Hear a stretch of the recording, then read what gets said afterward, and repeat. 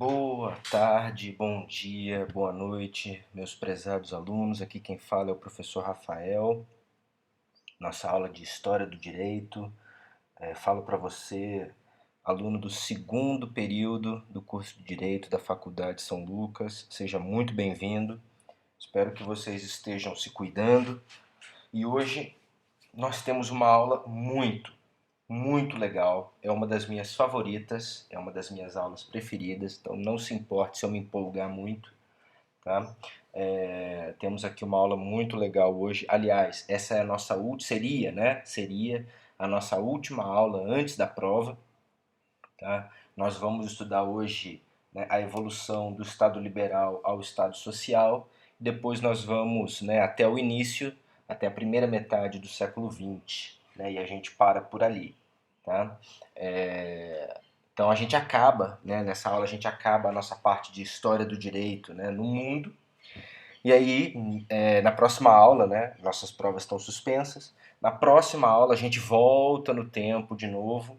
A gente volta no tempo e aí nós vamos começar a olhar a história do direito no Brasil. Tá? A formação do Estado português, do direito português. Depois a gente vai para o Brasil colônia, né, o Reino Unido de Brasil, Portugal e Algarves e por aí vai.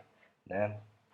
E aí a gente começa a olhar depois o Império Brasileiro, as constituições ao longo da história do Brasil, nossas várias constituições. Né? Bom, então essa é a nossa última, seria, né? Representa a nossa última aula do primeiro bimestre. É a minha favorita, né? Eu sou suspeito para falar, eu gosto muito dessa aula. Eu espero que vocês gostem.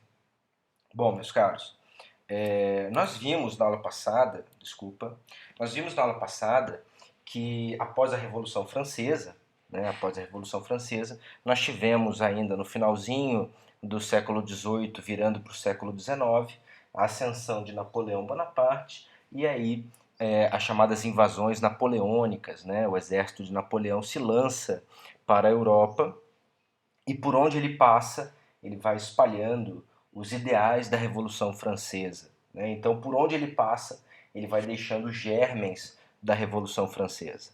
Né? A ideia de liberdade, de igualdade, solidariedade, aquelas normas, né, estabelecidas na Declaração de Direitos do Homem e do Cidadão, né, elaborada em 1789. Então, tudo aquilo Napoleão e seus exércitos vão difundindo ao longo dos países. Né? E nós sabemos que Napoleão conquistou praticamente toda a Europa, né? Ele só não chegou à Inglaterra e caiu na Rússia. Né? Mas praticamente toda a Europa continental foi tomada por Napoleão e com isso sofreu o influxo dos ideais, né, das ideias por detrás da Revolução Francesa. Tá? Bom, com a queda de Napoleão, com a queda de Napoleão Bonaparte, começam a pipocar em toda a Europa vários movimentos inspirados na Revolução Francesa. Né, inspirados na Revolução Francesa, que exigiam uma constituição para os países, que exigiam o domínio dos seus estados, que antes de Napoleão, nós temos que lembrar que antes de Napoleão eram monarquias absolutistas, né? Então nós estamos falando aqui dos reinos ali no que seria, né, a Alemanha, no que viria a ser a Alemanha, nós estamos falando de Portugal, Espanha, os reinos italianos, enfim. Toda aquela região que antes era composta, né, eram, na sua grande maioria, monarquias absolutistas, elas começam a enfrentar rebeliões populares inspiradas na Revolução Francesa que clamam pelo Estado de Direito. Né? Lembrando, o que é o Estado de Direito? É o Estado em que o poder, em que o seu poder, o poder estatal, é subjugado, é dominado pela força do direito. Né? Então, o Estado de Direito é isso. Né? É o Estado em que o poder, e o Estado tem muito poder, muito poder, mas esse poder ele é dominado, ele é algemado pelo direito e controlado e dirigido pelo direito. E aí começa a se exigir constituições, a elaboração de constituições. Tá? Com a queda de Napoleão, a Santa Aliança, né, a Santa Aliança que era formada pelos estados, pelos países que venceram, né, que é sobretudo na Europa continental, nós estamos falando da Rússia, da Prússia. A Prússia, para quem não sabe, é o principal reino dos que seriam a Alemanha, né? Os principais reinos ali do que seria a Alemanha. Nós vamos falar até um pouquinho mais sobre isso daqui a pouco. E a Áustria, tá? A Áustria, a Prússia e a Rússia. E a Santa Aliança, então, liderada por esses países, começam a debelar essas rebeliões, pela Europa e tentam de uma certa forma voltar a fazer com que o mundo na Europa fosse como antes. Tentam restaurar as monarquias, né, os reis de cada país aos seus respectivos estados. Mas as populações não aceitam. Elas já não aceitam, elas já estão infundidas com a ideia, com as ideias da Revolução Francesa. Tá? Então, os reis voltaram cada um para os seus estados, né? Cada rei voltou ao seu estado, só que eles voltaram na forma de monarquias constitucionais. Então, o grande impacto da Revolução Francesa fora da França foi de fazer com que os estados, a grande maioria deles, deixassem de ser estados absolutistas, passando a ser estados constitucionais, né, monarquias constitucionais, em que o poder do rei agora é dominado, né, o poder do Estado é dominado por uma Constituição. Né? Então essa é uma grande característica, uma grande importância da Revolução Francesa fora da França. Né? A Santa Aliança ela faz outra coisa. No desejo de tentar sufocar os ideais da Revolução Francesa, ela pega os ideais, que são ideais liberais, né? Nós estamos falando do berço do liberalismo, né? E a Santa Aliança tenta colocar esse liberalismo apenas, submeter esse liberalismo apenas para o que diz respeito à economia, acabando com o liberalismo nas outras partes da vida em sociedade. Né? Ou seja, o liberalismo vale apenas na economia, né? O chamado liberalismo econômico. Né? E no resto da vida não adianta muito. Gente, vamos lembrar, né, que a grande perspectiva por detrás do Estado liberal era a de que as pessoas, logo após a Revolução Francesa, as pessoas que viviam dominadas por um Estado, por um rei tirânico, um rei absolutista, elas queriam viver as suas vidas livre das amarras do Estado. Né? Eles queriam que o Estado se intervisse o mínimo possível, interviesse o mínimo possível nas suas vidas. Né? E na vida em sociedade, o liberalismo ele trabalha com dois princípios, dois pilares. Né? O primeiro deles é a liberdade. Tá? Então, nós temos a ideia de liberdade por detrás do liberalismo, a questão da livre iniciativa, do livre comércio, né? A questão da liberdade. Tá? Então, aquele que trabalha mais, aquele que se esforçar mais, enfim, aquele vence. Né? Só que o outro princípio do liberalismo, estabelecido lá nos seus princípios, era de que todos tinham que ter iguais chances de competir. Então, o liberalismo, inicialmente, ele trabalhava com dois princípios. A questão da liberdade, né, da livre iniciativa, do livre comércio, enfim, e da igualdade, no sentido de que todos têm que ter iguais chances de vencer. É claro que aquele que trabalhar mais, aquele que se esforçar mais, aquele que se empenhar mais, tem maior chance de se sagrar vencedor. Mas, a princípio, todos precisam ter o mesmo ponto de partida. Ao longo do tempo, o liberalismo ele vem sofrendo um bombardeio, né, e uma mutação para que esse segundo princípio do liberalismo, essa questão da igualdade de oportunidades, não estou falando de igualdade plena, mas uma igualdade de oportunidades, seja esquecido, seja desvencilhado do liberalismo. Conforme esse movimento vai se aperfeiçoando, né, conforme essa ideia vai crescendo, nós temos um novo movimento, que é o neoliberalismo. Tá? Então, o neoliberalismo é o liberalismo sem o pilar da igualdade de oportunidade. Tá? Sem o pilar da igualdade de oportunidade. Então, o neoliberalismo é o liberalismo apenas pelo pilar da igualdade, pelo pilar da liberdade. Tá? Sem a questão da igualdade de oportunidade que o pessoal da Revolução Francesa considerava tão importante. Bom, a sociedade burguesa não se opôs, né, à mudança, às influências da Santa Aliança, né, a transformação do liberalismo pela Santa Aliança, tá? Até porque para a classe burguesa essa mudança foi muito significativa, né, e de uma certa forma não os impedia de amealhar o capital, né, não atrapalhava os projetos da vida burguesa. Tá? Então a Santa Aliança não, a classe burguesa sobretudo não se opôs a essa mudança, né, a essa transformação do liberalismo que começou a ser proposta já pela Santa Aliança. Tá?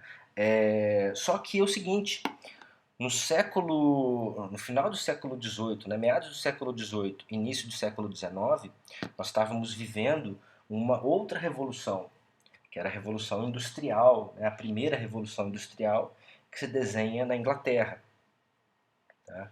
Que se desenha na Inglaterra e depois se espalha por alguns outros países, né, na segunda Revolução Industrial, que acontece em alguns países da Europa, nos Estados Unidos, depois a terceira Revolução Industrial, que já é mais difundida pelo mundo. Né? Hoje, atualmente, nós vivemos a quarta, né, a Revolução 4.0, né, de que vocês já tanto ouviram falar. Tá? Então, nós vivíamos naquele período a primeira Revolução Industrial. Então, nós tivemos então na Revolução Francesa, né, em 1789, a consolidação já devem ter visto isso com o professor Ícaro, né, da primeira dimensão de direitos humanos. São os direitos civis e políticos, né, os direitos dos indivíduos frente ao Estado. Só que na vida pós-revolução industrial, isso se tornou insuficiente.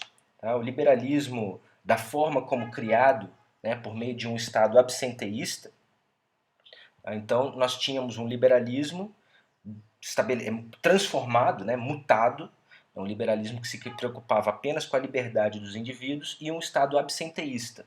O que é um Estado absenteísta? É um Estado completamente alheio, ou praticamente alheio, ao cidadão. Tá? O Estado absenteísta é aquele que não se intromete na vida do cidadão. Tá? Então nós tivemos nesse período a industrialização, o início da industrialização e o surgimento de uma nova classe social, né? A classe social operária, né? A classe proletariada. Tá? E isso trouxe uma série de problemas, né? Isso transformou o mundo. Né? As cidades, que até então eram burgos, elas começam a receber grandes influxos de pessoas. Né? Grandes influxos de pessoas. Pessoas que são tiradas do campo, muitas delas à força pelo próprio Estado. Foi o que aconteceu, por exemplo, na Inglaterra com os cercamentos. Né? O que era o cercamento? Você mora no campo, você e sua família, está lá você na sua casinha no fim da tarde, está tomando um chazinho, porque afinal você é inglês, e você olha lá no limite das suas terras e você vê o seu muro, né, a sua cerca de divisão, o seu terreno. Você acorda dia seguinte e o muro está a 2 metros da porta da sua casa. O que aconteceu? Durante a noite, agentes do Estado grilaram, vamos dizer assim, né, grilaram a sua terra, tomaram a sua terra, tá? E vão demolir a sua casa e vão te mandar para a cidade. Por quê? Porque eles precisam da sua área, do seu terreno, para fazer pasto. Fazer pasto. Para quê, professor? Para ovelhas. A gente tem que lembrar que a nossa primeira indústria foi a indústria têxtil, a indústria de tecidos, né? Sobretudo a base de lã. Então, as nossas primeiras máquinas eram teares, eram grandes teares mecânicos. Né? E eles, claro, né, trabalhavam com a lã. Por isso, tanto espaço para fazer, para usar de pasto para ovelhas, para alimentar, né, para servir de matéria-prima, junto com carvão, né, para as máquinas. Né? Bom, e aí nós temos, né, essa população elevada para as cidades têm um boom populacional muito grande, não tinham infraestrutura para isso, começam a surgir guetos, as favelas, né, se bem que favela, mas é uma espécie de favela, né, grandes aglomerados, grandes aglomerados de população de baixíssima renda, né, vivendo em algumas partes, em alguns guetos da cidade, né, dos burgos, tá? Que eram justamente os proletários, que eram as pessoas que iam trabalhar com aquelas máquinas. Tá? E isso cria uma série de problemas sociais. Tá? Vamos lá, gente, nós temos um Estado absenteísta. Então, o Estado se preocupava com questões trabalhistas? Não. Ele regulava isso? Não. Era tudo liberdade do indivíduo. A ideia da liberdade do indivíduo. Né? Questões de educação, de saúde, de alimentação, moradia, enfim, nada disso era preocupação do Estado. Né? O Estado absenteísta é o Estado que não se intervém, não intervém na vida das pessoas. O Estado, na primeira revolução, após a primeira revolução, após a Revolução Francesa, né, após o advento da primeira geração de direitos humanos, as pessoas ganham alguns direitos frente ao Estado. Então, o Estado não pode mais tomar a posse das pessoas, tomar os imóveis das pessoas, os bens das pessoas, né, o confisco, o processo, né, se você é processado, esse processo tem que te oferecer algumas garantias, o devido processo legal, etc. Ou seja, foram conquistadas várias garantias, mas a sociedade, após, né, a Revolução Francesa, ela se transformou de forma muito dramática. Né? E esses direitos não eram mais suficientes diante dessa transformação social. Tá? Então, o Estado prezava, por exemplo, pela segurança dos trabalhadores? Não, óbvio que não.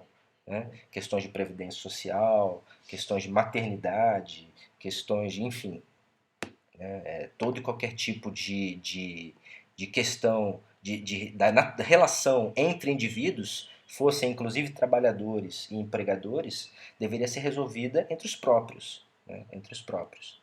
E, bom, então questão de remuneração, de salário, nada disso, o Estado não tinha nada a ver. As pessoas livremente negociavam, né, entre patrão e empregado, as pessoas negociavam os seus empreendimentos, né, os seus pagamentos, os seus vencimentos. Esse é um momento, né, não só na Inglaterra, sobretudo na Inglaterra, porque lá aconteceu primeiro, né, mas isso se espalha também pela Europa, cria uma enorme desigualdade social. Né? Nós temos pessoas extremamente pobres, com a saúde muito debilitada, que são os proletários. Né? Por que proletário? Né? Foi o nome que foi criado porque o papel dele na sociedade era ter prole, era ter filhos, para abastecer, né? Para fornecer aos industriários, né? A mão de obra que eles precisariam para movimentar as suas máquinas. Né? Enfim, então nós temos um momento social muito crítico, tá? Em que eles ganhavam pouquíssimo, né? Os proletários ganhavam muito pouco, comiam muito mal, eles comiam geralmente batatas. Aliás, né, tem um quadro muito bacana de Vincent van Gogh, né, nós chamamos de Van Gogh, né, em português nós falamos Van Gogh, em holandês Van Gogh, em que ele retrata uma família assim. Né? Então tem um quadro muito bacana chamado Os Comedores de Batata, né? Os Comedores de Batata. Lembrando que Van Gogh, ou Van Gogh, né? Ele pintava, ele morava na região do sul da França, né? Na região de Provença, né? Provence, bem na divisa ali com Savoia, próximo da divisa com a Itália. Então, Van Gogh pinta nesse momento, retrata nesse momento uma família proletária francesa. Né? E você vê miséria, né? Você vê uma casa muito suja, muito pobre, muito simples, né? Aquele semblante das pessoas de tristeza. E o que elas têm para comer? Batata. Né? É o que tem. Né? Bom, enfim. Depois deem uma olhada, Os Comedores de Batatas. Vocês provavelmente já devem ter visto esse quadro, mas se não, é um quadro muito bacana. Tá? É um quadro muito, muito bonito, muito belo, né? Uma arte muito bacana dele. Bom, enfim, vamos em frente. Bom, então como é que era a vida da sociedade nesse período? Né? Sobretudo dessa nova classe dos proletariados. Então os proletariados eles tinham uma jornada de trabalho de 12 a 16 horas por dia, tá? Inclusive crianças trabalhavam. Tá? É, as máquinas o trabalho era todo mecanizado, mas os funcionários eles não tinham nenhum mecanismo, nenhum sistema de proteção individual, nenhum equipamento de proteção individual, nenhum tipo de treinamento. Então a coisa mais comum que tinha era pessoas amputadas, né? Perdeu o braço, perdeu a mão, perdeu o dedo, perdeu o pé. Essa é a coisa mais comum, né? Porque nós temos atividade eminentemente mecânica para a qual as pessoas não sabiam muito bem operar, né? Não sabiam direito como utilizar, como manusear aqueles equipamentos. Nós tínhamos o trabalho por meio de capatazes, então o trabalho era fiscalizado por capatazes com chicote mesmo, né? Então, se o empregado, se o proletário, né, se aquele trabalhador tivesse demorando para fazer sua função, ou não tivesse fazendo direito, ou enfim, por qualquer motivo ele tivesse, né, o capataz achasse que ele estava demorando, ele ia levar chicotada nas costas, ia levar chicotada no lombo, sem dúvida. Né? Crianças e mulheres, sobretudo as mulheres, suscetíveis a assédio sexual pelos capatazes e donos da empresa, então o assédio sexual era uma coisa muito comum. Nesse mystère tem uma obra também desse período, de um escritor francês que eu gosto muito, que é o chamado Émile Zola. Émile Zola, tá? Zola com Z, né? Émile Zola, chamada O Germinal. Se chama O Germinal, uma obra do início do século, uma obra literária, né? Do início do século XIX, que retrata a vida dos trabalhadores numa mina de carvão na França. Ele retrata muito bem como é que é isso, né? A mina desabava, não tinha nenhum tipo de segurança, o assédio sexual, os capatazes, enfim. Émile Zola, temos que lembrar, né, ele escreve sob a ótica do realismo, né? Então ele escreve algo muito próximo da realidade que ele experimentava, né, que ele vivenciava na época. Bom, enfim, então, isso criou severos problemas sociais e, claro, trouxe com isso a desigualdade social, né? O problema da desigualdade. Tá? E aí é nesse momento que surge o nosso segundo passo na evolução do direito, né, dos direitos humanos, que vocês já devem ter visto com o professor Ícaro também, que é a segunda dimensão dos direitos humanos. Tá? Então, a primeira dimensão dos direitos humanos, sobretudo depois da influência da Santa Aliança, mas os próprios revolucionários, né, em 1789 já pensavam assim, estabeleciam a ideia de uma igualdade formal, a chamada isonomia formal. O que significa isonomia formal? Significa que a lei é igual para todos. A lei tem que ser igual para todos. Tá? O mesmo tratamento para todo mundo. Só que não funcionava assim. Né? Isso não resolvia o problema, porque nós tínhamos realmente uma convulsão social com a primeira Revolução Industrial. A situação cresceu tanto que surgiram movimentos tentaram explicar essa sociedade e tentaram mostrar que aquela pessoa tinha direitos. Tamanha a sociedade, tamanha era, né, a gravidade daquela situação. Então, em 1848, surge, né, através de Marx e Engels, Karl Marx e Friedrich Engels, dois alemães, né, surge o Manifesto do Partido Comunista. Tá? Em 1848, surge assim um movimento comunista que se espalha muito rapidamente pela Europa. Tá? Isso e ganha muita voz, né? Ganha muita difusão entre os trabalhadores que se viam representados por aquela linha de pensamento, mas não foi só. Né? Em 1891, a própria Igreja Católica, através do Papa, o Papa Leão XIII, né, anuncia uma encíclica papal, a chamada encíclica Rerum Novarum. Rerum Novarum, em latim, que significa das novas coisas, ou do novo estado de coisas. Né? A encíclica papal Rerum Novarum inaugura a doutrina social da Igreja. Né? Então a Igreja Católica ela passa também a fornecer auxílio, né, material inclusive, para aquelas pessoas, aqueles proletários que se encontravam em uma situação de miséria, né, uma situação subhumana. Né? Bom, e aqui, meus caros, nós tínhamos vários direitos que eram proclamados na Declaração de Direitos do Homem e do Cidadão, lá em 1789.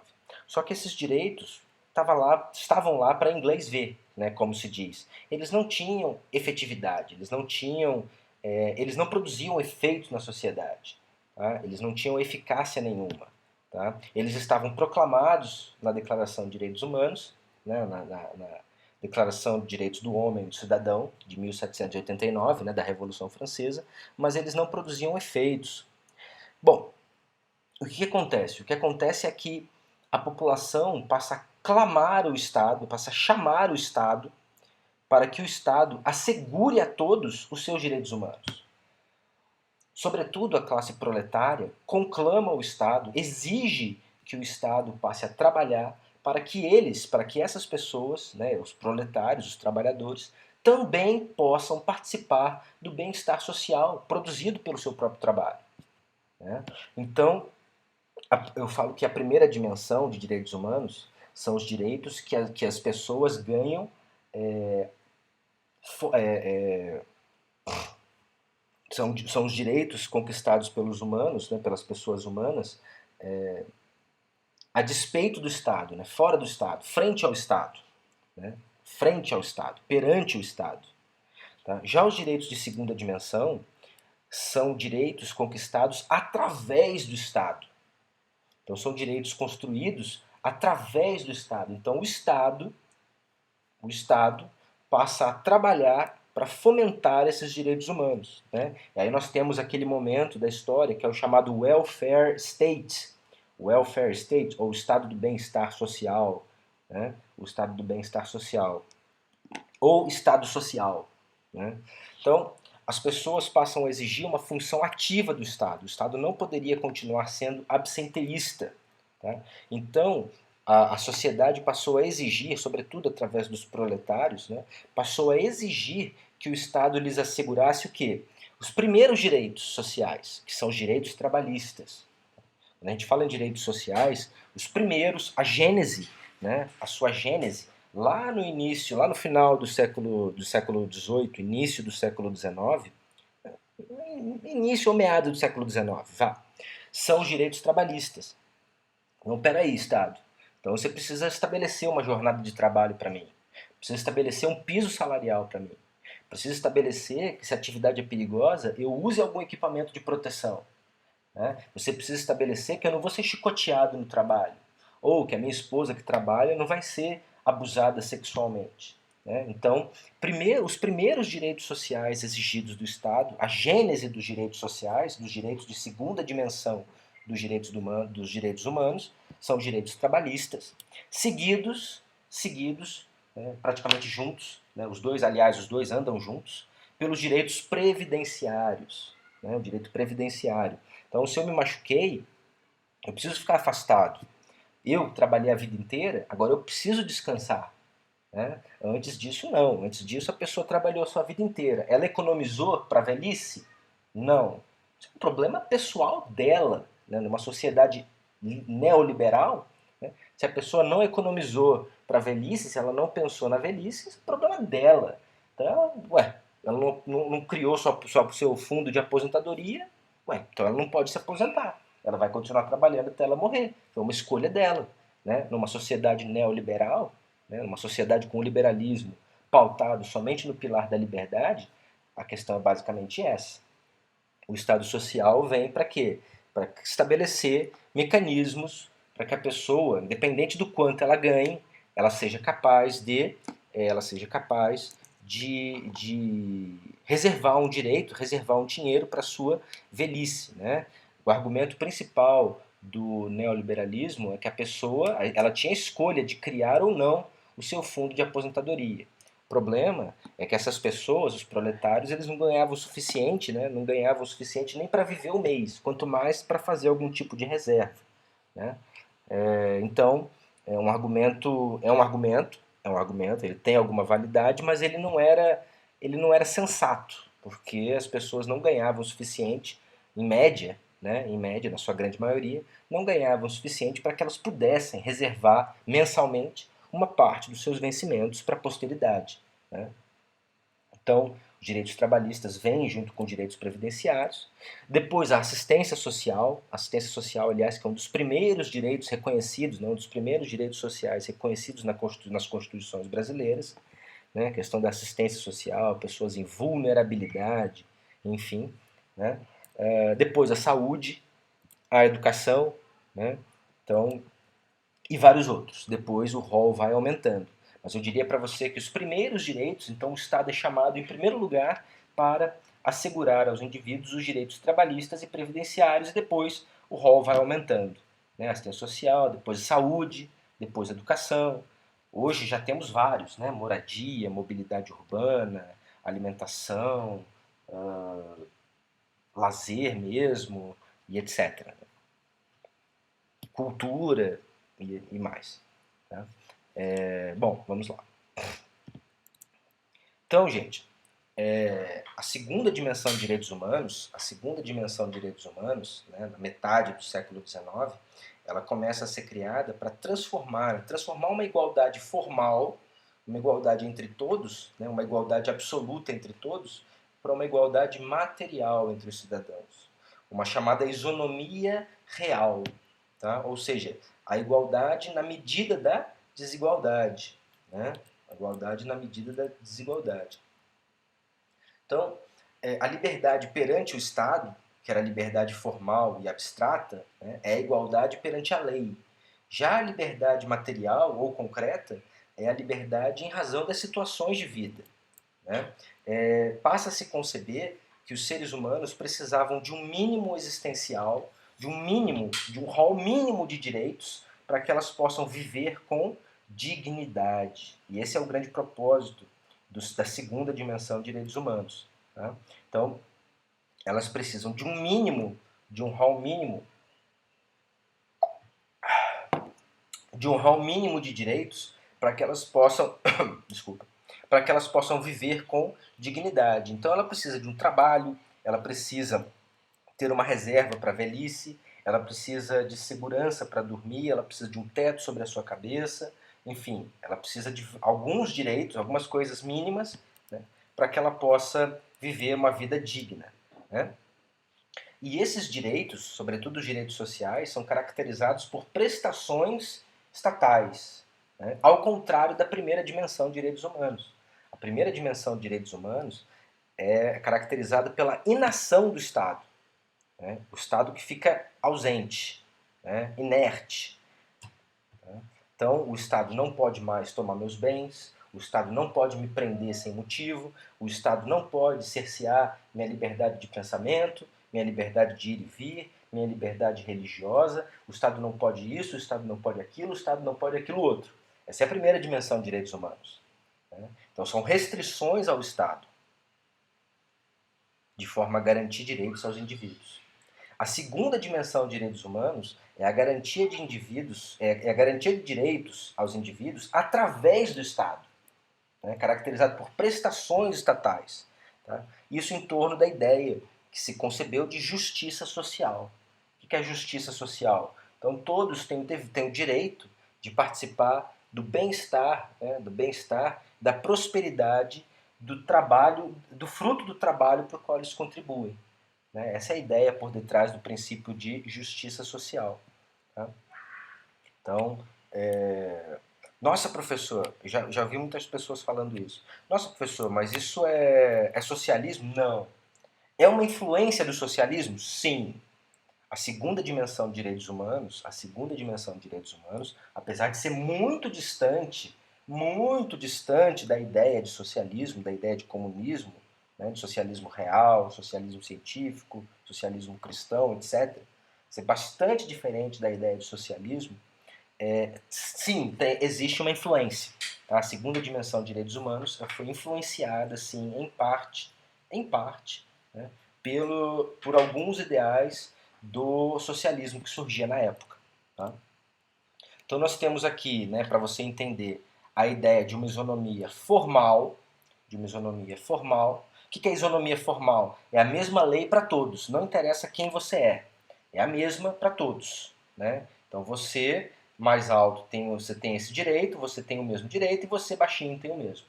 A isonomia material, a igualdade real, é que todos estejam no mesmo patamar. Então você que é altão, você não precisa desse direito. Você que tem uma estatura média, você precisa de um pouco. E você que é bem baixinho, você precisa de mais ajuda. Professor, onde nós vemos isso? Onde nós vemos isso no nosso direito? Em vários locais. Tá? Não esqueçam consultar né, consultar depois a fonte, tá no site anegão.com.br, tá? Mas enfim, vamos lá. Vamos lá, gente. Onde que nós vemos isso aqui na nossa sociedade? Em vários locais. Né? Você, por exemplo, vocês pagam imposto de renda? Se vocês pagam imposto de renda, vocês sabem que a alíquota do imposto de renda é uma alíquota progressiva. Quanto mais você ganha, mais você paga. Maior é a mordida do leão. Quanto menos você ganha, menor é a mordida do leão. Né? A alíquota que começa em zero, né? Começa em zero, para aquelas pessoas que são imunes à tributação ou isentas à tributação. Né? Começa em zero, então você não paga. Né? Eu ganho menos de R$ 2.500 por mês. Você não paga nada. Tá? Você está imune ao imposto de renda. Tá? Você pode até declarar, pode até fazer a sua declaração. Vai vir valor para pagar, vai vir nada, vai vir zero. Tá? Vai vir zero. Por quê? Porque o Estado não vai tomar de você, né? O Estado reconhece, não, essa pessoa ela precisa de ajuda, ela tem uma vida difícil, ela não ganha muito. Então vamos dar uma ajuda para ela, não vamos pegar nada dela. Tá? Depois, conforme você vai ganhando, a alíquota aumenta. 7,5%, 15%, ela vai até 27,5%. Vai até 27,5%. Tá? Então, quando você chegar... Ai, meu Deus, eu fiquei deprimido agora. Ai, meu Deus do céu. Bom, enfim. Você que ganha mais ou menos, você que ganha, sei lá, uns 3, 4 mil por mês, a gente já dá uma mordidinha. Você já tem o dever de contribuir um pouquinho, né? Você já pode dar uma contribuição para o Estado brasileiro. Então, o seu a gente vai pegar, sei lá, 7,5%. E você, negão, você aqui que ganha, sei lá, 30 mil por mês, 10 mil por mês, aí não, nós vamos pegar 27,5%. Nós vamos pegar mais de um quarto, né, mais de um quarto do que você ganhou. Né? Então, se você ganhou 10 mil, nós vamos pegar 2.700, você vai pagar 2.750, né, reais em imposto de renda. Tá? Você ganhou 100 mil no ano, você vai pagar 27.500 de imposto de renda.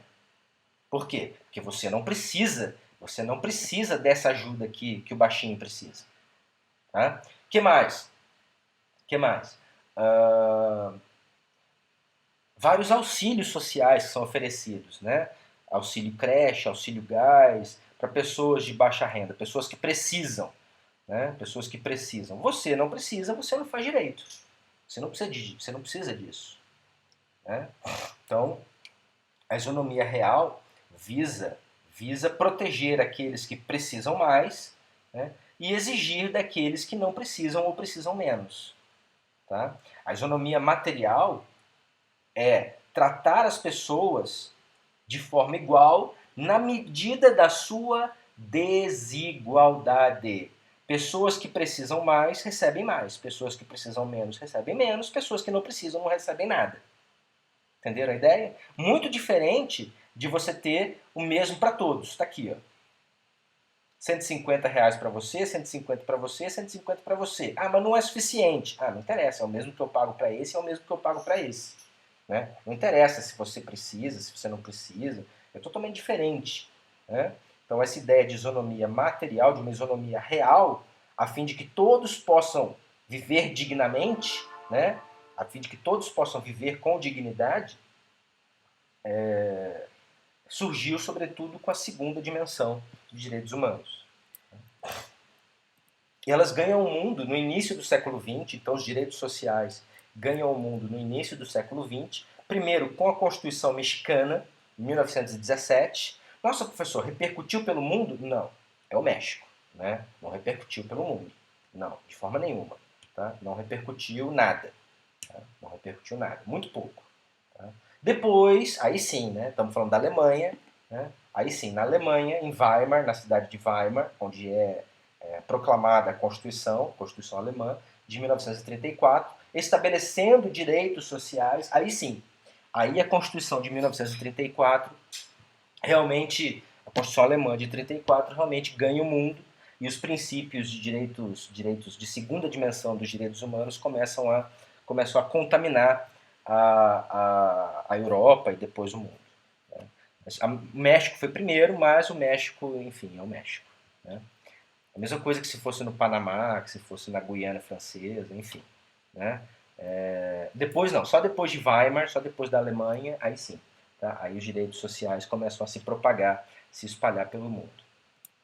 Bom, então a primeira dimensão de direitos humanos, que foi consolidada em 1789, com a Revolução Francesa, pregava pela liberdade, né, estabelece os direitos civis e políticos. Já essa, a segunda dimensão de direitos humanos, que vocês vão ver mais com o professor Ícaro, vem estabelecer direitos de natureza econômica, direitos sociais, direitos culturais. Tá? Basicamente é isso. Vocês vão ver com o Ícaro, eu não quero dar spoiler aqui. Tá? Então, não podemos esquecer que é uma reivindicação, sobretudo, né, das classes menos favorecidas, sobretudo da classe proletária, né, da classe proletariada. O Brasil ele ratifica, né, um tratado internacional que é o PIDESC. O que é o PIDESC? É o Pacto Internacional de Direitos Econômicos, Sociais e Culturais. Ele foi assinado em 1966, tá, 66, e entrou em vigor no Brasil em 1992. O Brasil ele geralmente é um país muito demorado, né, para reconhecer tratados internacionais. Tá? Então, historicamente, o Brasil ele sempre demora. Tá? Em algumas constituições já estavam, contudo, em algumas constituições, como a Constituição Brasileira de 1937, você já tinha aí vários direitos econômicos, tá? Vários direitos de segunda dimensão, direitos humanos. Bom, então, direitos econômicos, sociais e culturais de segunda dimensão, direitos humanos, estabelecem então uma função prestacional do Estado, ou seja, o Estado tem que agir. Né? Como ele faz isso? Com o tributo que ele arrecada. Né? Para satisfazer direitos econômicos, sociais e culturais, é necessário o quê? Política pública. Política pública de educação, de saúde, trabalhista, de previdência, enfim. E isso custa dinheiro, claro. Né? E o Estado cumpre, né, estabelece essas políticas públicas com a verba que ele arrecada de tributos. Por isso que tem uma obra, né, existe uma obra de um professor de Coimbra, professor da Universidade de Coimbra, em Portugal, chamado José Casalta Nabais, tudo junto, José Casalta tudo junto, Nabais, chama O Dever Fundamental de Pagar Impostos, uma obra sensacional, não preciso dizer que é uma das universidades mais antigas e mais prestigiosas do mundo, né? Uma obra sensacional da Universidade de Coimbra, o professor Casalta Nabais, que ainda é vivo, é professor titular lá em Coimbra, é uma obra muito bacana. Depois, se vocês quiserem pesquisar, deem uma olhada. O dever fundamental de pagar impostos. Tá? Então, além das funções prestacionais, vem vários outros direitos. Né?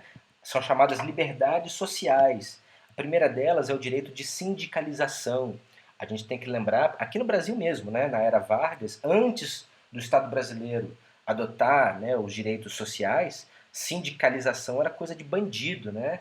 Greve, etc e tal, era coisa de bandido, era coisa de marginal. Né? Então, se os empregados faziam uma greve, acionava-se a polícia, que ia debelar, tratava aquelas pessoas como marginais, como bandidos, tá? As pessoas eram detidas e levadas para a delegacia. Tá? Então, vários direitos, liberdade social, outra, férias, né? O direito de férias, que também não existia antes disso, né? O descanso semanal remunerado, salário mínimo, a limitação de jornada de trabalho, aposentadoria, tudo isso, gente, não existia antes da segunda dimensão, direitos humanos. Tá? Então, todos esses direitos, né, direito de sindicalização, greve, férias, DSR, né, o descanso semanal remunerado, o salário mínimo, a limitação da jornada de trabalho e a aposentadoria, dentre outros, né, o trabalho, a regulação do trabalho insalubre, perigoso, né, a compensação de jornada, a diminuição da jornada para o trabalhador que trabalha em perigo, né, trabalha em condições insalubres, a questão do PPP, né, o perfil profissiográfico previdenciário, né, você trabalha com muito ruído, você trabalha com muito barulho, você trabalha com eletricidade, tudo isso diminui o seu tempo de trabalho, né? Então, você aposenta mais cedo porque pressupõe-se que há um desgaste maior. Tudo isso, né, a questão do equipamento de proteção individual, tudo isso fruto da segunda dimensão de direitos humanos. Tá? Vamos para frente. Na Constituição de 88, na nossa Constituição atual, os direitos sociais estão lá do artigo 6º ao artigo 11. Tá? Então, no artigo 6º, depois vocês vão lá, tá?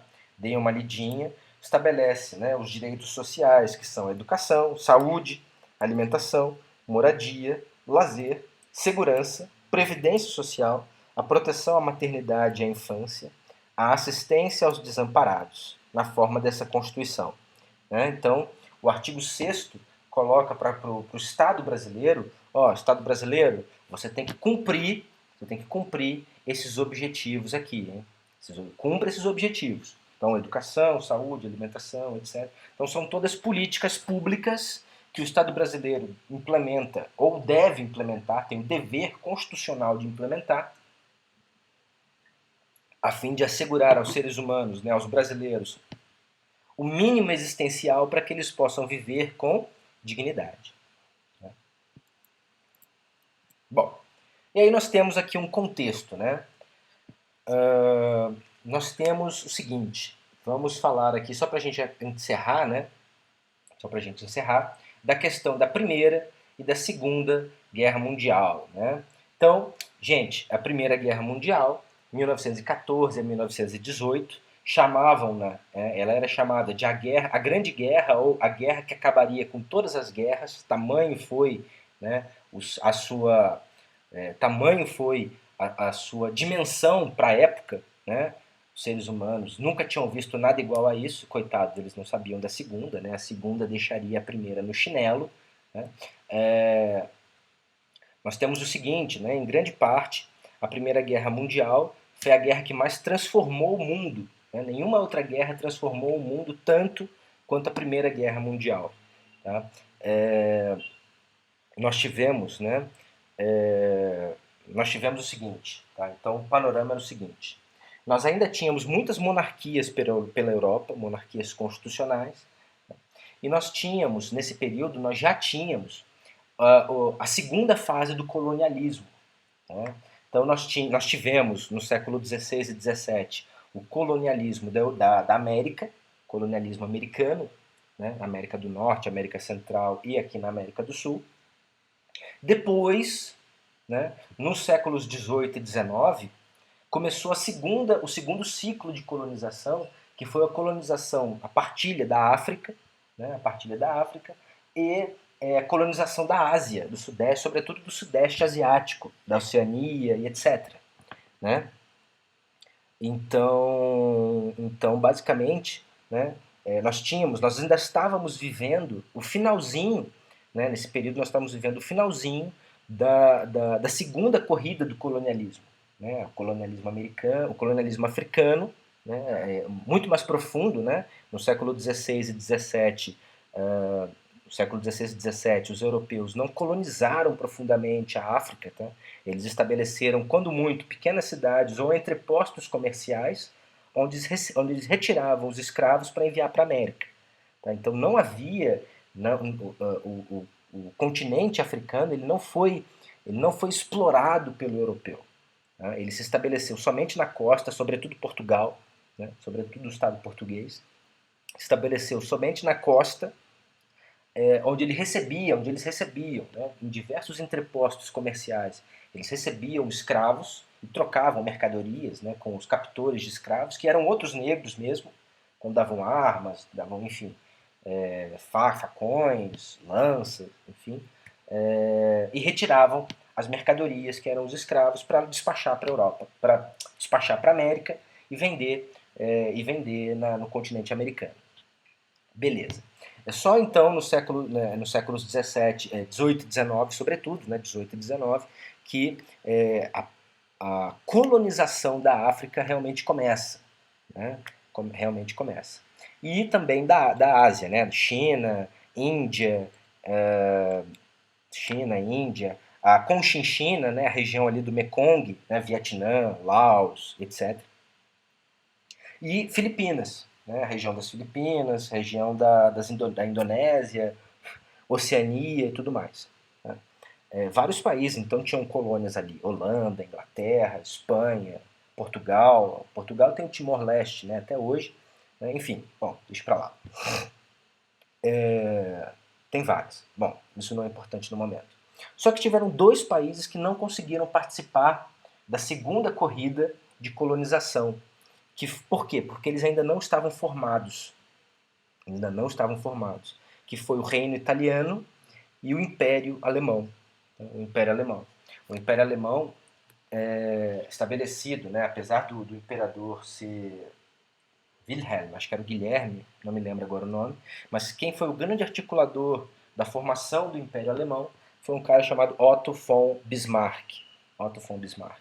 Bismarck era um grande estrategista, ele semeou, ele criou, né, através de cartas falsificadas, forjadas, etc., uma animosidade, uma rivalidade entre a França e os reinos do que seria, do que viria a ser a Alemanha, tá? Até que teve, né, a Grande Guerra Franco-Prussiana, né, a guerra entre a França e a Prússia, que era a maior das províncias da Alemanha, né, onde fica inclusive Berlim hoje.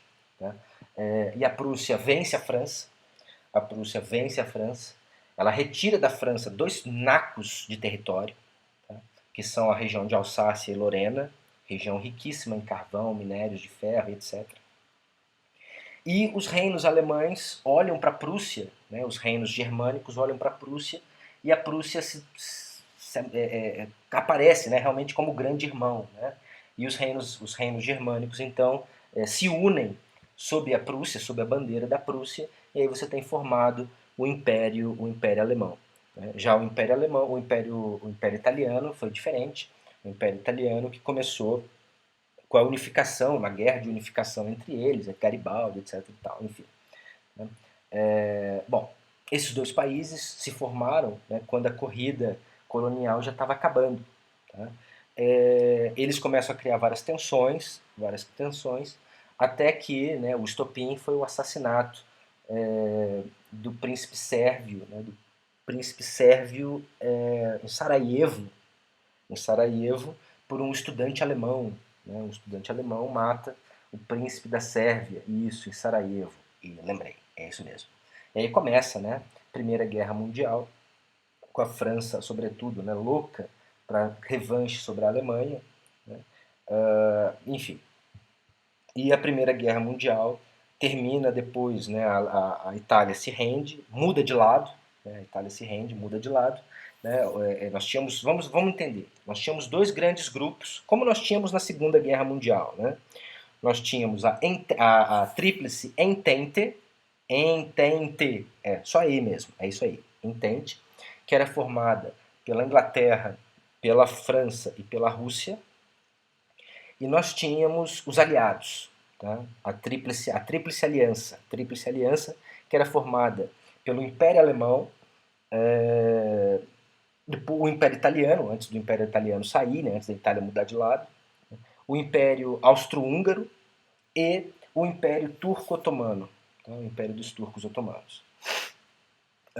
Todos perdem, né, a Tríplice Aliança perde, claro, né, a Tríplice Aliança perde, a Itália muda de lado, enfim. O Império Austro-Húngaro é dividido, né, o Império Austro-Húngaro é cindido, ele é dividido, ele é extinto.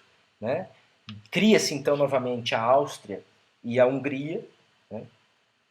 O Império Turco-Otomano também é dividido. Tá? O Império Turco-Otomano também é dividido, dando origem a vários estados, vários países. Né? A Turquia fica isolada, né? A Turquia deixa de ser a capital de um grande império. Tá? E a Alemanha é julgada, né? É considerada como a única culpada da guerra. A Alemanha é considerada a única culpada da guerra. Ela é condenada sozinha a arcar com as despesas de todos da Tríplice Entente. E ela recebe uma série de punições,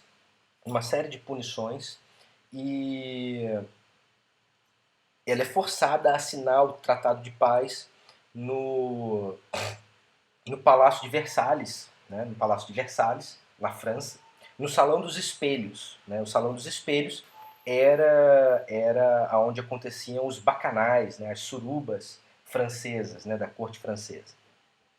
Então lá naquele local, né, a Alemanha então assina a sua rendição incondicional. Né. É engraçado, naquele momento estavam, né, vários líderes estaduais, vários líderes estatais, dentre eles um economista chamado John Maynard Keynes, um cara muito importante, já vamos falar dele, lembre-se desse nome, tá? John Maynard Keynes, que olhou e falou: vocês estão criando um monstro. Né? Então, naquele momento, um cara chamado John Maynard Keynes, um economista, né, que foi o cara que deu solução para a crise de 29, né, foi o cara que anteviu, né, a destruição que viria na Alemanha logo em seguida. A Alemanha quebra, né, claro.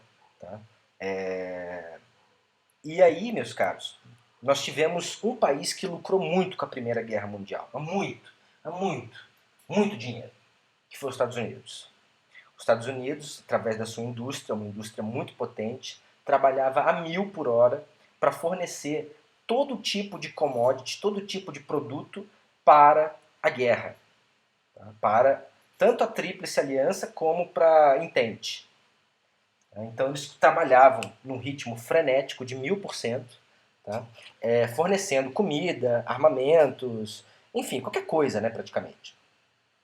Só que com o fim da guerra e os estados europeus começam a se recuperar, né, eles deixam de precisar tanto, eles voltam a estabelecer sua indústria, eles lentamente vão voltando à normalidade, né? E eles deixam de precisar tanto do suporte econômico e industrial dos Estados Unidos. Só que o que acontece? Os Estados Unidos não desacelera a sua indústria. Eles continuam fazendo e fabricando e fabricando e fabricando até que há um colapso do sistema econômico americano. Né? A oferta era tanta, né? a oferta era tanta de produtos e a demanda era mínima. Né? Ninguém mais precisava dos produtos americanos naquele nível, naquela quantidade. Então a economia americana entra em colapso. Né? Nesse dia, né, em 1929, o dia do crack da Bolsa, né, o Empire State, em Nova York, era um dos prédios mais procurados. As pessoas viam o valor das ações que eles tinham, né, viram que o mercado econômico derreteu, eles subiam no Empire State para pular. Eles tinham perdido economias, né, as economias da vida inteira, né, nas ações que eram muito valorizadas e do dia para a noite, elas implodem, elas derretem. Tá? A saída é encontrada por um cara chamado John Maynard Keynes, aquele economista, né, que encontra uma solução econômica e a solução vai aparecendo. Né? O mundo quebra, né, a crise de 29, o mundo inteiro quebra, o mundo inteiro sofre com a crise. Né? Mas conseguem, né, eventualmente, 2, 3 anos depois, conseguem superar. Né, conseguem superar. Bom, e aí, meus caros, nós temos a Segunda Guerra Mundial. Gente, de todas as guerras do mundo, a Segunda Guerra Mundial é a guerra mais evitável de todas. Né? A Segunda Guerra Mundial aconteceu por desleixo absoluto. Tá? Bom, vamos entender a nossa situação. Acabou a Primeira Guerra Mundial, a Tríplice Entente, a França, a Inglaterra e a Rússia se unem para formar um organismo internacional para evitar desastres assim no futuro. Qual é? É a ONU? Lógico que não, né, meus caros? Não é a ONU. É a Liga das Nações.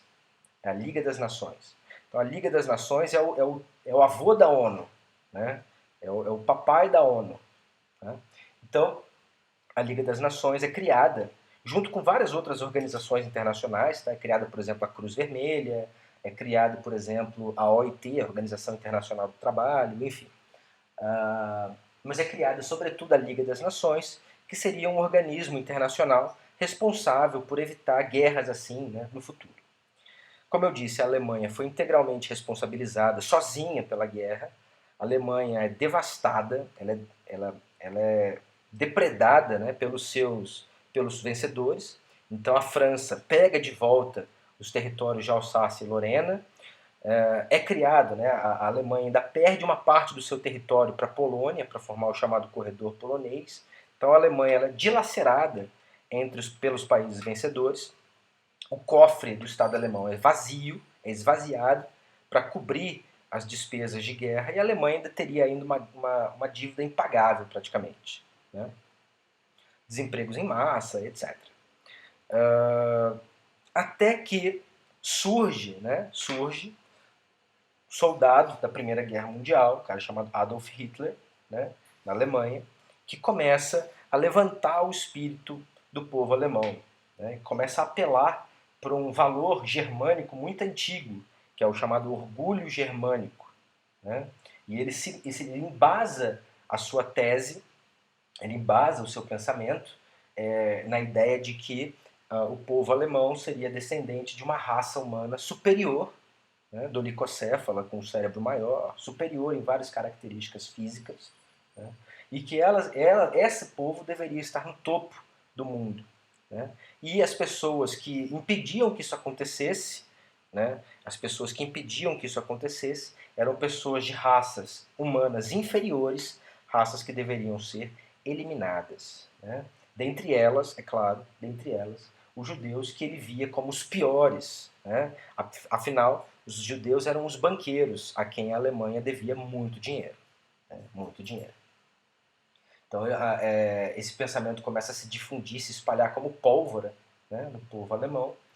Uma obra escrita por Hitler ajuda, né, a chamada Mein Kampf, A Minha Luta, né, onde ele expõe o seu pensamento, né, onde ele expõe a solução final, é o primeiro momento em que ele expõe a solução final, né, o holocausto de todos e quaisquer povos que ele considera impuro, né, de raças humanas, né, como se isso existisse, de raças humanas que ele considera impuro, né, e ele traça uma estratégia para o poder depois de sair da prisão, enfim, e acaba conseguindo. Bom, meus caros, e a Alemanha, sob a liderança de Hitler, primeiro como chanceler, depois como líder absoluto, né, ela começa a se preparar para a guerra e ninguém viu isso acontecer. Né. Existem vários motivos para explicar isso. O primeiro deles é que os países vencedores, eles ficaram depois com remorso. Eles sentiram um certo remorso porque eles sentiram que eles pesaram muito a mão na Alemanha. Né? Os alemães ficaram com uma sensação de injustiça, né? Porque eles não lutaram sozinhos. Eles perguntaram, mas e o Império Austro-Húngaro? E o Império Turco-Otomano? Por que nós temos que pagar sozinhos? Né? Então, o povo alemão ficou muito ressentido, né? Muito esperando uma vingança, né? A vingança que veio na forma de Adolf Hitler, né? Que falou para o povo alemão aquilo que ele queria ouvir, né? Falou aquilo que ele queria ouvir, e engaja novamente a Alemanha para a guerra. Então a Alemanha começa sistematicamente a descumprir várias das regras do acordo, do Tratado de Versalhes, da rendição na Primeira Guerra Mundial, começa a descumprir sistematicamente, ninguém diz nada. Então a Alemanha começa a formar um exército de mais de 100 mil soldados, o que era proibido, começa a fabricar tanques, eles anexam os Sudetos, eles anexam primeiro a Áustria. Né? Primeiro eles anexam a Áustria, Anschluss, anexação. Né? Os aliados torcem o nariz, mas fica por isso mesmo. Depois disso, a Alemanha anexa a região fronteiriça da Tchecoslováquia, chamada de Sudetos, né? Os Sudetos da Tchecoslováquia, uma região muito rica em minérios. Depois, não satisfeito, ele anexa todo o resto da Tchecoslováquia. Eles torcem o nariz, né? Sobretudo o primeiro-ministro Chamberlain, primeiro-ministro da Inglaterra, né? Chamberlain, Hitler dá voltas em Chamberlain, voltas e voltas nele. Tá? Eu acho que eles não queriam acreditar que isso pudesse estar acontecendo, não sei. Tá? Até que Chamberlain não resiste, cai, e aí depois, só depois que entra o Winston Churchill, né? Winston Churchill entra, a guerra já está começando. Tá? Até que, né, depois Hitler procura Stalin, faz um tratado de não agressão, coloca esse tratado no meio da Polônia, divide a Polônia ao meio, aí Stalin já sabia o que vinha, né? E aí metade ficaria para a Alemanha e a outra metade para a União Soviética que já existia. Né? E aí, 1º de setembro de 1939, 1º de setembro de 1939, Hitler invade a Polônia, e aí tem início, só aí tem início a Segunda Guerra Mundial. Né? Já com um exército gigantesco, com tanques, com todo tipo de artefato, ainda muito inferior ao dos países aliados, mas a tática alemã chamada Blitzkrieg, né, faz um sucesso muito grande, era algo para que os aliados não estavam preparados. Tá? Se Hitler conseguiu subjugar parte, né, metade da Polônia em 30 dias, na França, e nos Países Baixos ele faz muito menos que isso. Tá? Ele faz em muito menos tempo. É uma máquina de guerra insuperável. Né? Bom, enfim. Gente, e a Segunda Guerra Mundial que era amparada, né, que nasceu de um sentimento que é o totalitarismo, né, o nazifascismo, o pensamento totalitarista, tá, que surgiu sobretudo após a Primeira Guerra Mundial,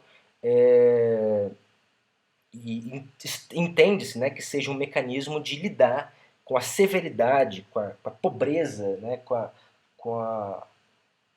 aquele momento extremamente difícil pelo qual os países passavam. Né?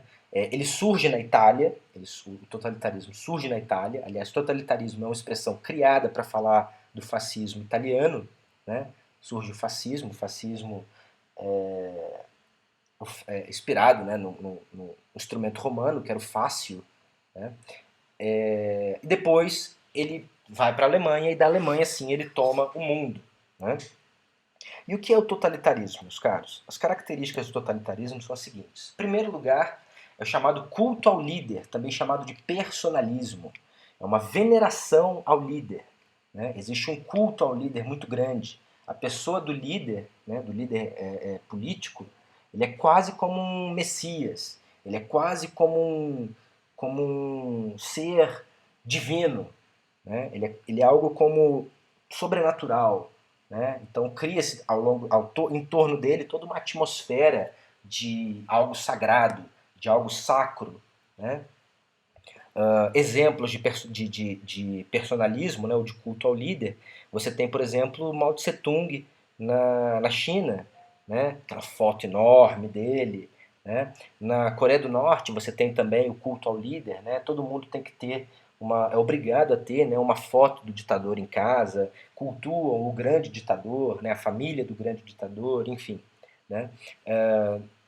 Nós tínhamos isso na Alemanha, né, e nós temos e tivemos isso em vários outros momentos. Né? A pessoa do líder ele é sagrada, cria-se em torno dele o mito, né, de que ele é a pessoa capaz de levar o Estado à frente, ele é capaz de vencer os obstáculos, ele é capaz de fazer o nosso Estado prosperar, né? Apesar de tudo, apesar de todas as outras coisas. Né? Ele luta por nós e é ele que vai vencer. Né? Então esse é o personalismo. Né? A ideia de que o líder é sagrado. Né? Ele deve ser cultuado, venerado. Né? Independente, isso fora de qualquer ou praticamente qualquer racionalidade. A ideia do unipartidarismo. Né? Nós temos um único grupo, um único partido no poder. Todo e qualquer partido que seja visto de oposição, ele é sistematicamente caçado e extinto. Né? Então, partidos de oposição não existem no totalitarismo. Né? Não tem vez no totalitarismo. Aliás, totalitarismo por quê? Porque o líder assume controle total sobre a vida pública, né? Determinar as regras da vida pública, e inclusive da vida pessoal, da vida particular dos indivíduos. Por isso totalitário. Né? Mas, enfim, a ideia de um unipartidarismo, que é a ideia, né, de que há um único partido no poder, né, um único partido no poder,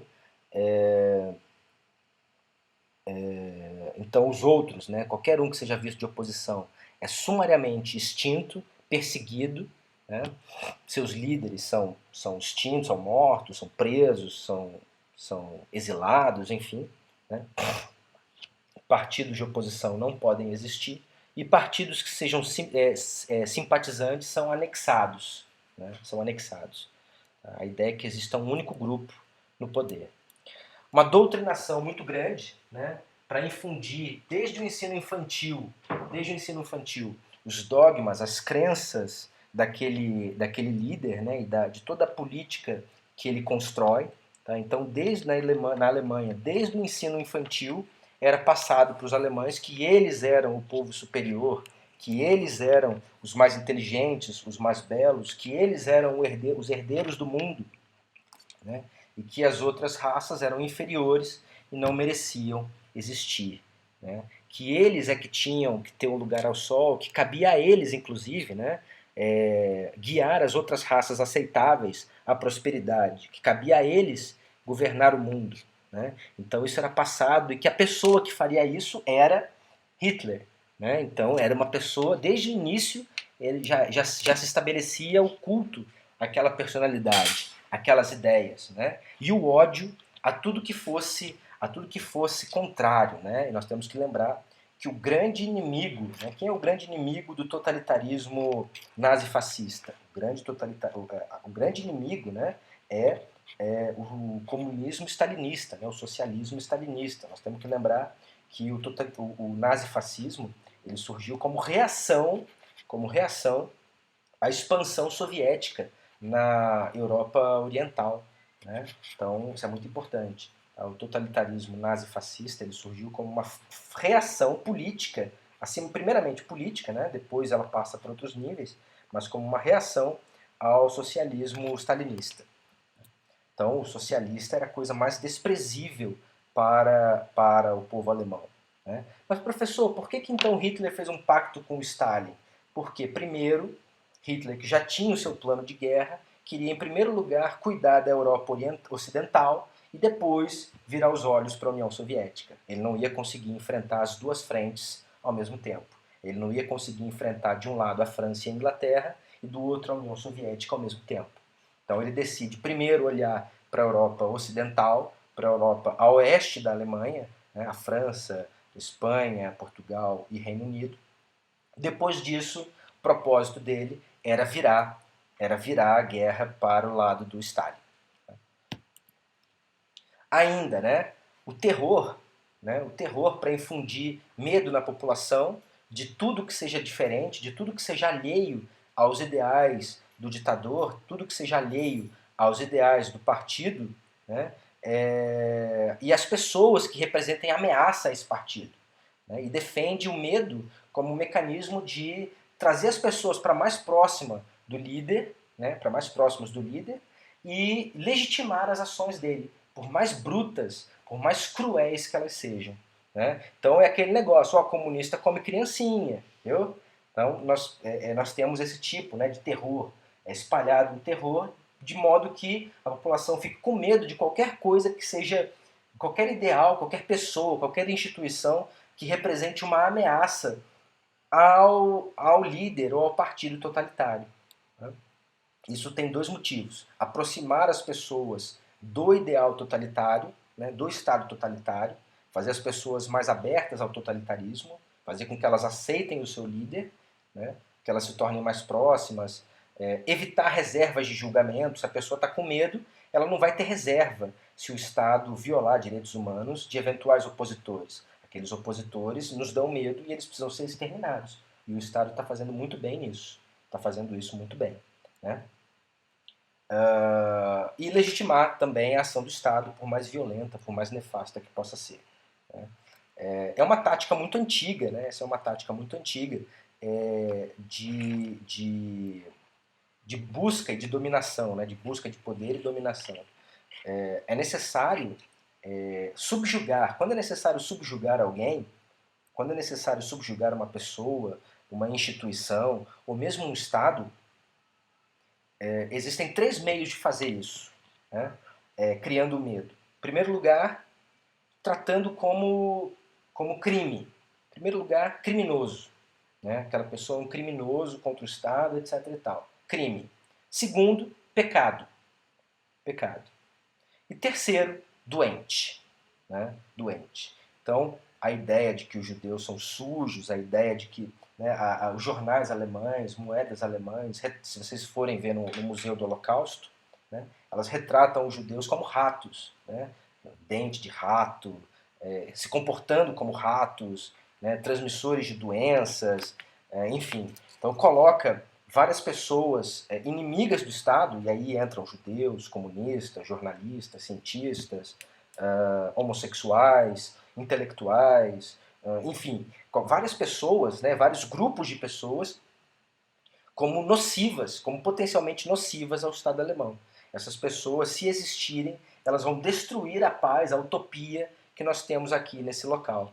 Então, fique longe dessas pessoas. Essas pessoas transmitem doenças, elas comem criancinha, elas isso, elas aquilo, enfim, né, várias coisas para legitimar e para excluir essas pessoas, diminuir essas pessoas, de modo que, se eu botar elas numa câmara de gás, se eu tacar fogo nelas viva, ela não vai causar tanta comoção, porque as pessoas não percebem mais que elas são humanas. Eu preciso desumanizar o meu adversário.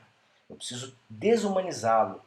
Porque quando eu o desumanizo, eu não me sinto mal em maltratá-lo. Eu não me sinto mal em fazer. Eu não me sinto triste, eu não me sinto mal machucando ele. Ele não é um ser humano. Ele é um bicho. Ele é uma doença. Então são técnicas de desumanização. Né? Bom, enfim, vamos para frente. A censura, né? A censura a tudo e qualquer coisa que não represente os ideais do Estado, né? Então censura aos mecanismos de comunicação, jornais, jornalistas, censura no meio científico. Isso explica porque vários cientistas alemães saíram, né? Fugiram, o próprio Einstein mesmo, né? Mas vários outros. Tá? O projeto, se você parar para pensar, o projeto Manhattan, que foi o projeto de construção da bomba atômica, ele foi praticamente todo conduzido por alemães, né? E, aliás, alemães judeus, né? Alemães judeus, grande maioria deles, né? Robert Oppenheimer, vários Einstein, Fermi, enfim, né? Vários cientistas alemães buscaram asilo, aliás, nos Estados Unidos, onde eles trabalharam em prol da construção da bomba atômica. Depois, a militarização, né, a exaltação do caráter militar, né, do Estado, o potencial militar, o potencial de força daquele Estado, né, a capacidade que ele tem de dizimar, de anular seus inimigos, né, o potencial bélico, enfim. Né? Então, a exaltação do caráter militar, a militarização, né? Então, uma característica interessante dentro do totalitarismo, né? Até porque no militarismo nós temos dois grandes pilares, né? Que são obediência e disciplina. Né? Então, pessoas que seguem ordens, pessoas que não precisam pensar por si mesmas e que são mais fáceis de conduzir. Né? São mais fáceis de conduzir. Tá? Criação de inimigos domésticos e estrangeiros. Né? Eu preciso muitas vezes desviar a atenção da população, ou eu preciso muitas vezes legitimar as minhas ações, e para isso eu crio inimigos, mesmo que eles não existam. Eu crio inimigos domésticos ou eu crio inimigos no exterior. Para quê? Para me consolidar no poder, para legitimar as minhas ações totalitárias, minhas ações ditatoriais, né? Eu preciso de inimigos. Eu preciso que alguém seja meu inimigo, mesmo que essa pessoa não seja, mesmo que essa pessoa nem exista, né? Mesmo que essa pessoa nem exista. Nós temos aqui no Brasil, por exemplo, né, o golpe de Estado de 1937, que instaurou, né, a primeira ditadura do Brasil no século XX, que foi o Estado Novo, né, a ditadura civil de Getúlio Vargas. E a ditadura civil se apoiava num descoberto plano comunista chamado Plano Cohen, né, que foi descoberto, e esse plano foi espalhado nos jornais, depois vocês procurem se quiserem, e esse Plano Cohen, esse atentado, né, essa guerra soviética contra o Brasil, socialista contra o Brasil, ela nunca aconteceu. O Plano Cohen, hoje nós sabemos, que foi um documento criado nas dependências do Estado-Maior, né, do prédio do Estado-Maior, lá no Rio de Janeiro. Então, Getúlio Vargas forjou aquele documento para quê? Para que ele desse o golpe de Estado. Né? Então ele precisava criar inimigos, mesmo inimigos imaginários, inimigos que nem existiam, para que ele possa se consolidar no poder. E ainda o nacionalismo extremo, né? O nacionalismo acima de qualquer bom senso, né? A aversão ao estrangeiro, a exaltação dos valores nacionais, do povo nacional, da cultura nacional, e a ridicularização de tudo que é de fora, né? A aversão a tudo que é de fora. Tá?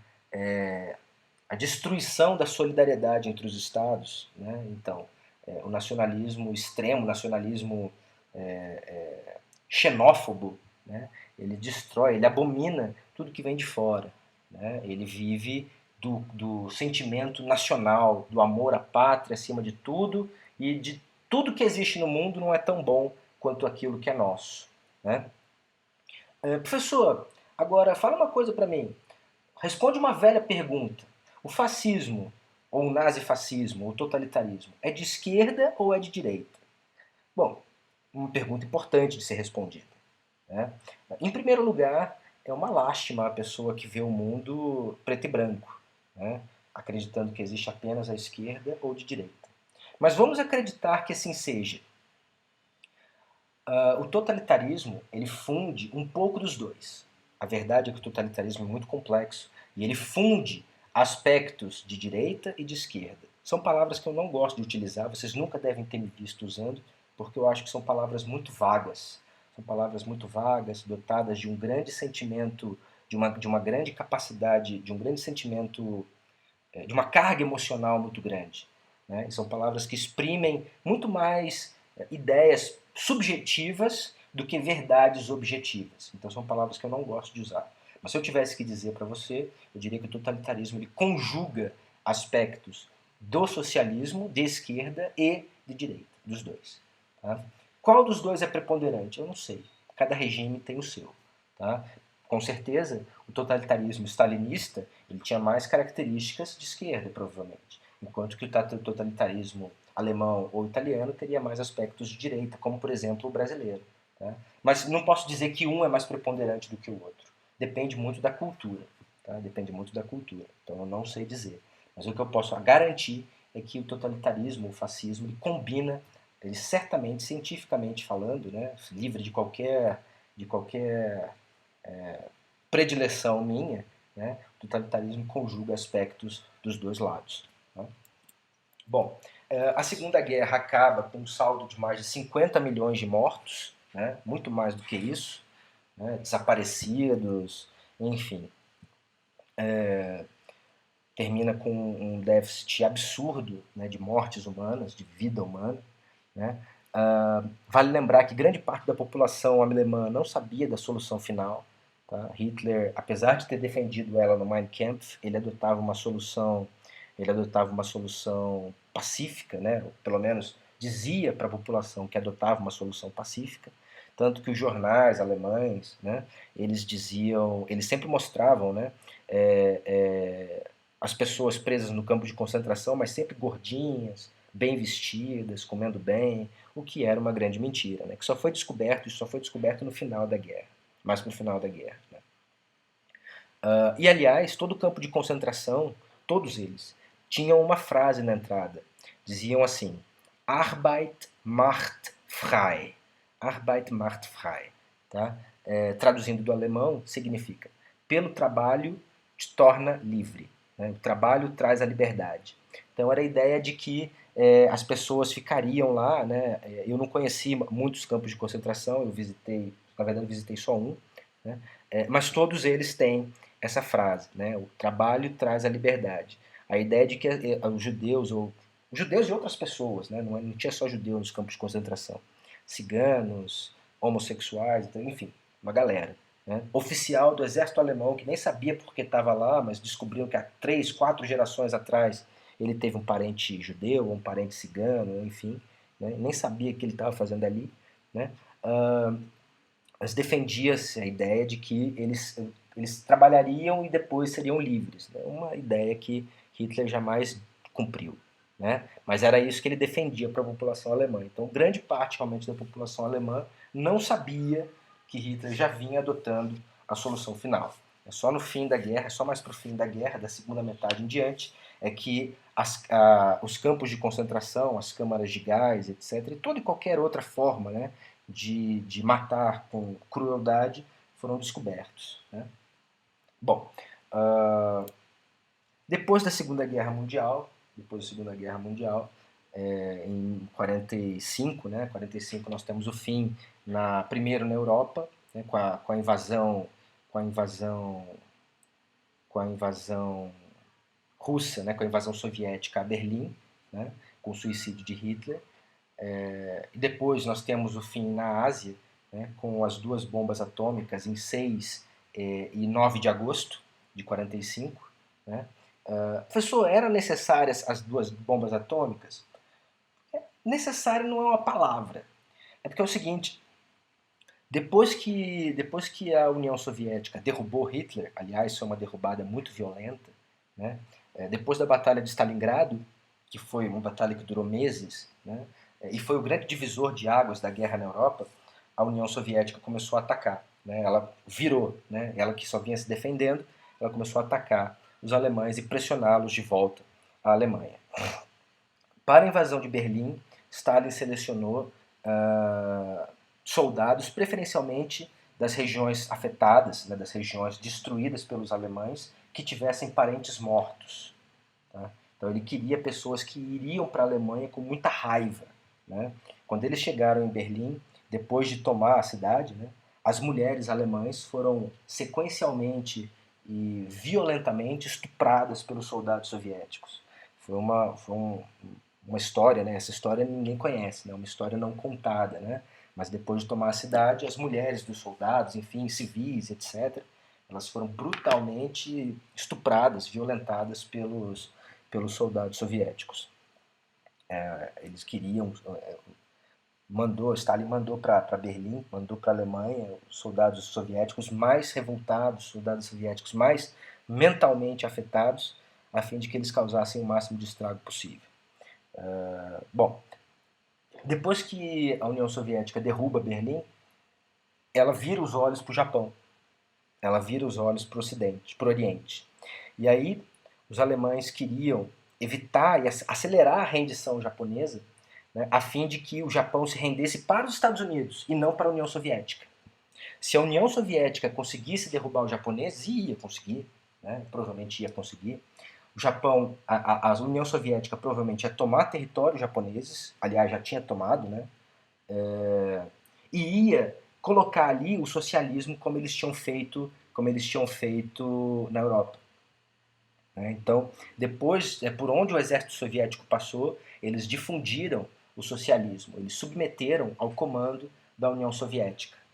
Eles submeteram aqueles países ao comando da União Soviética. Então, tanto que até onde o exército soviético foi? Até Berlim.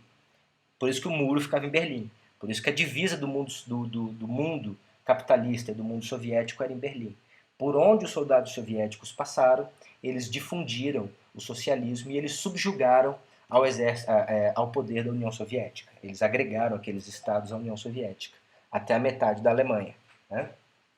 A metade não, um pequeno pedaço, tá? Um menor pedaço, eu diria até que o maior pedaço ficou com os aliados. Tá? Uma parte menor ficou com a União Soviética. Bom, então as bombas atômicas foram feitas para acelerar a rendição japonesa, de modo que os japoneses se rendessem para os Estados Unidos e não para a União Soviética. Depois, né, depois da Segunda Guerra Mundial, foi decidida, né, em razão do próprio sofrimento dos judeus, foi decidida a criação do Estado de Israel, né, e junto com ele, em 1948, foi criada, né, na verdade, a Liga das Nações, que foi uma incompetente, né, a Liga das Nações que não conseguiu fazer nada para antever, para evitar, enfim, né, a Segunda Guerra Mundial, uma guerra absolutamente evitável, perfeitamente evitável. A Liga das Nações foi transformada, né, na Organização das Nações Unidas, tá? Que realmente é muito, por todos os defeitos que tenha, né, por mais defeitos que tenha, ela é muito, muito mais eficiente do que a Liga das Nações, não tem nem comparação. Tá? Que foi realmente uma tentativa de todos os países, né, ou praticamente a maioria dos países, após o fim da Segunda Guerra Mundial, evitar que uma calamidade como aquela jamais acontecesse de novo. Realmente evitar que nada semelhante voltasse a acontecer. Nós tivemos várias outras guerras depois disso, mas nada que chega perto da Segunda Guerra Mundial. E a partir desse momento, de 1948, com a criação da ONU, é que o movimento de tratados internacionais se aumenta. Tratados internacionais defendendo direitos humanos, tratados internacionais defendendo o meio ambiente, tratados internacionais de pessoas vulneráveis, direitos das mulheres, crianças, etc. Então, a ONU, querendo ou não, com todos os defeitos que ela possa ter, ela realmente é muito mais eficaz do que a Liga das Nações. É uma tentativa de evitar, foi pelo menos, ou ainda é, uma tentativa de evitar que coisas, que fatalidades, que fins do mundo, como da Segunda Guerra Mundial, aconteçam de novo. Gente, muito obrigado. Esqueci de falar uma coisa, não fecha o vídeo. Com a criação da ONU, meus caros, foi criado um documento muito importante, que é a Declaração Universal de Direitos Humanos. Declaração Universal de Direitos Humanos, que é essa aqui, está no site da ONU, tá? É gratuita. Eu vou colocar lá no Blue para vocês, tá? Eu vou disponibilizar para vocês. Tá? Então, 10 de dezembro de 48, Então, criou a ONU, tá? E aí coloca vários direitos. Tá? Vários direitos. É uma das cartas de direito, é uma das cartas de direito mais importantes do mundo. Tá? Todos os seres humanos nascem livres e iguais em dignidade e direito, são dotados de razão, consciência. Todo ser humano tem direito à vida, à liberdade, ninguém será mantido em escravidão, enfim. Esse documento é um documento de importância que não pode ser subestimado, insubestimável, e que merece ser analisado por vocês. Tá? Então leiam, é curtinho, tá? Não é um documento grande, vale a pena depois vocês darem uma lida. Tá? A Declaração Universal dos Direitos Humanos, Declaração Universal dos Direitos Humanos, vulgarmente chamada de DUDE, tá? Então, DUDE, Declaração Universal dos Direitos Humanos de 1948. Gente, espero que vocês tenham gostado, espero que vocês tenham curtido essa aula. Seria a nossa última aula do primeiro bimestre. A gente volta semana que vem. Começamos a falar do direito e da formação do Estado português. Beleza? Um grande abraço do professor Rafael. Deem um like aí no vídeo, postem nos comentários. Tendo dúvidas, estarei no fórum, estarei no chat no horário da aula, tá bom? Então, estou sempre com vocês aí. Se cuidem e espero que a gente volte a se encontrar o mais breve possível, tá bom?